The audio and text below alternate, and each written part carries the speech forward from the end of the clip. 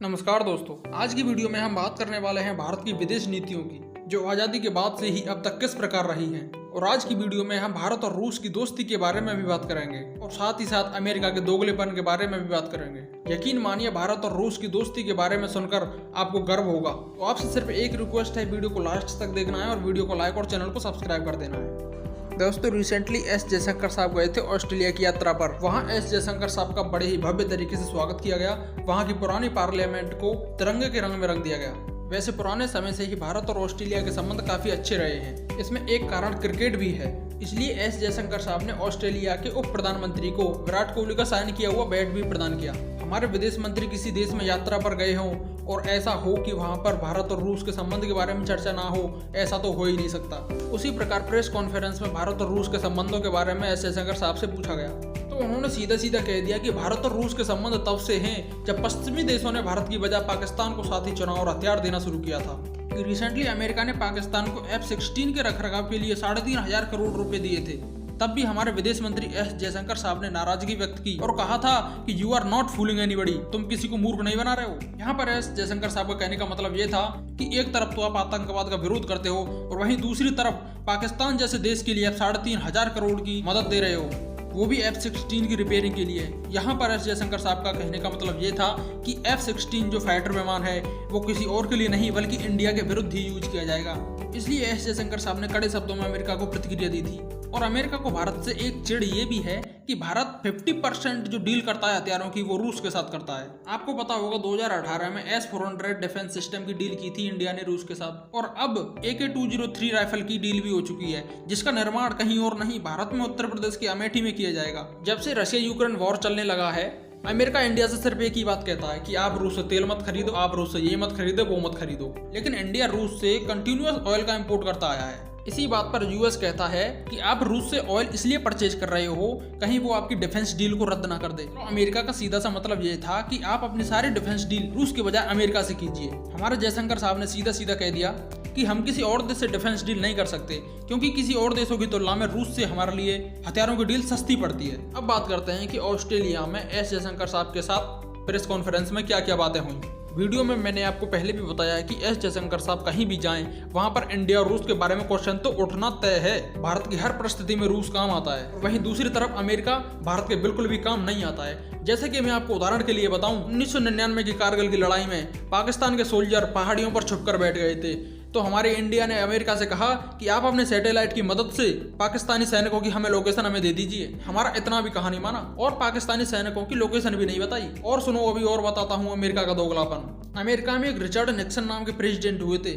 वो भारत और भारत की महिलाओं के बारे में ऐसी अनर्गल और गाली गलौच वाली भाषा यूज करते थे जिसको सुनकर आप गुस्से से लाल हो जाओगे। अब अमेरिका कहता है कि भारत डिफेंस डील रूस की बजाय अमेरिका से क्यों नहीं करता। अब मैं आपको 1971 की एक इंटरेस्टिंग घटना के बारे में बताता हूँ, ध्यान से सुनिए, वीडियो को लास्ट तक देखना।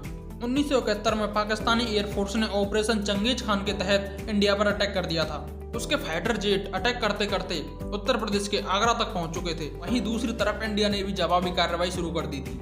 इस घटना से ठीक 30 दिनों पहले की बात है। इंदिरा गांधी रिचर्ड निक्सन से मिलने गई थी अमेरिका। रिचर्ड निक्सन ऐसा व्यक्ति था जिसकी भारत के प्रति बिल्कुल नहीं बनती थी। उसने इंदिरा गांधी को 40 मिनट इंतजार करवाया था व्हाइट हाउस के बाहर। इसके जवाब में इंदिरा गांधी कहाँ कम थी, उसने भी अगले दिन उसे भी इतना ही इंतजार करवाया।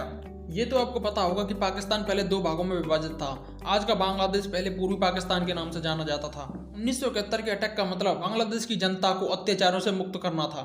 भारत और पाकिस्तान में युद्ध चालू हो गया। पहले तो अमेरिका ने पूरी कोशिश की भारत को धमकाने की, लेकिन जब भारत नहीं माना तो उसने जापान के करीब तैनात अपने 7वें बेड़े को पाकिस्तान की मदद के लिए रवाना कर दिया। अमेरिका का पाकिस्तान का साथ देने का कारण यही माना जाता है कि भारत और अमेरिका के संबंध कभी अच्छे नहीं रहे और पुराने समय से ही अमेरिका और पाकिस्तान के संबंध ठीक ठाक रहे हैं। इंदिरा गांधी ने उस वक्त के आर्मी चीफ सैम मनकशाह को ऑर्डर दे दिया था कि मुक्ति वाहिनी को समर्थन दिया जाए। मुक्ति वाहिनी बांग्लादेश में एक गढ़ की गई सेना थी। युद्ध के जवाब में 4 दिसंबर को इंडियन एयरफोर्स और इंडियन नेवी ने पाकिस्तान पर कहर बरसा दिया। इंडियन नेवी ने कमाल का प्रदर्शन करते हुए कराची पोर्ट को ध्वस्त कर दिया। हमारी नेवी को एक बार में तसल्ली नहीं हुई तो दोबारा फिर से पहुंच गए, फिर से एक बार बचा कुचा मामला पूरा ध्वस्त कर दिया। 24 घंटे इंडिया की तरफ से इतना अटैक किया गया कि पाकिस्तान घुटनों के बल आ गिरा। हमारी खुफिया जानकारी के अनुसार पता चला कि रिचर्ड निक्सन ने पूरा आदेश दिया था कि 7वें बेड़े को पाकिस्तान की मदद के लिए बंगाल की खाड़ी की ओर रवाना कर दो। लेकिन अब शुरू होती है असली कहानी। अब एंट्री होती है इस युद्ध में रूस की, क्योंकि हमारी प्राइम मिनिस्टर इंदिरा गांधी पहले ही रूस जाकर फ्रेंडशिप ट्रीटी करके आ चुकी थी कि यदि भारत पर कोई हमला होता है तो परिस्थिति में रूस को साथ देने जरूर आना है। क्योंकि उस समय हमारा भारत गरीब देश हुआ करता था, जो थोड़ा बहुत फंड हमें अमेरिका की तरफ से मिलता था वो भी अमेरिका ने कट कर दिया।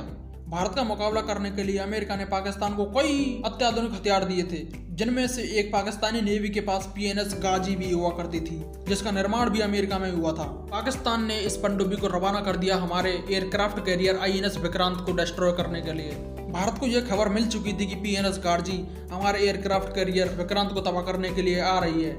PNS गाजी इतनी लेटेस्ट टेक्नोलॉजी से बनी हुई थी कि उसको ध्वस्त होते ही पाकिस्तान की हालत खराब हो गई। वो सोचने लगा कि इतनी एडवांस सबमरीन को ध्वस्त करना नामुमकिन है, लेकिन इंडिया है, इसका जज्बा 7वें आसमान पर था।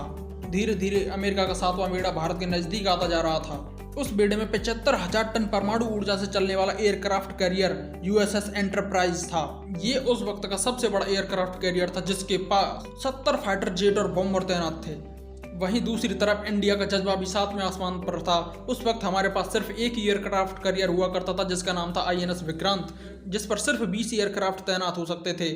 उस समय INS विक्रांत USS एंटरप्राइज से भिड़ने के लिए तैनात था। इंडिया का जज्बा कहीं भी कम नहीं था। तब एंट्री होती है रूस की नेवी की, जो कि अमेरिका के 7वें बेड़े से पहले ही उसके सामने जाकर खड़े हो चुके थे। रूस की नेवी ने अपनी पनडुब्बियों को पानी से बाहर निकाल दिया, जिससे कि अमेरिका उनको सैटेलाइट से देख सके, और सीधे कह दिया कि यदि 7वां बेड़ा थोड़ा भी आगे बढ़ा तो हमारी ऑटोमेटिक मिसाइलें ऑटोमेटिक चल जाएंगी। नेवी अमेरिका को मैसेज करती है कि वी आर टू लेट।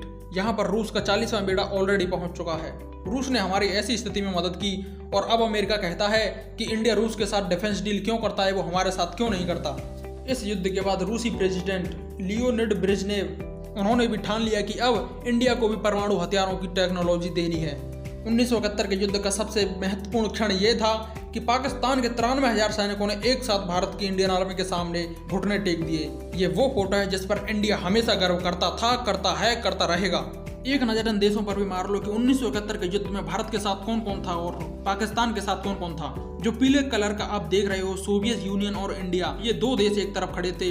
बाकी जो पूरा ग्रीन पार्ट है वो दूसरी तरफ खड़ा हुआ था, जिसमें अमेरिका, चाइना, ईरान, सऊदी अरब जैसे कई 10 से अधिक देश एक साथ इंडिया पर अटैक करने के लिए तैयार थे।